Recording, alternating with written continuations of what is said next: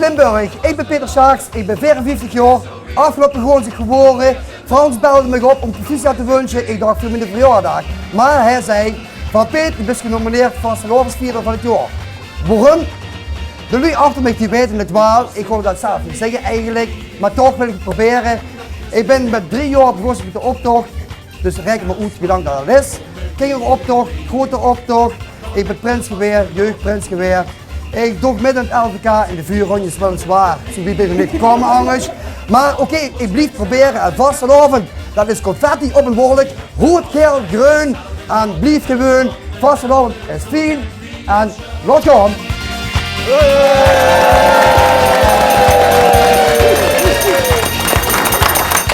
Wat een Peter enorm opvalt is dat er van alle wateren gewassen is op vastelovensgebied. Hij deed niet alleen zingen bij de bekende groep 3 in 1 in de regio, heel bekend van Zitter tot Venlo.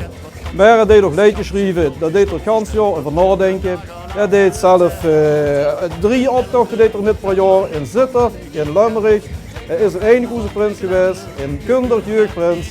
Een overavond heeft er de Schoolcarnaval georganiseerd. Met andere woorden, een zeer veelzijdige carnavalist dat verdient om vastelovensversierd te worden van 2010.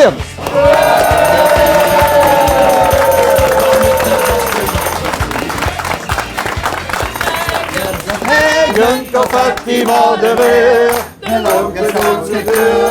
Het verre weg zo her, alle scheppertjes te kleuren van de regenboog. Riezelen wie bonte sneeuw van boven doet de loop. En mijn handen, en mijn hoofd. En mijn borst en mijn bus komt het, ik weet niet waar ik wil me happy.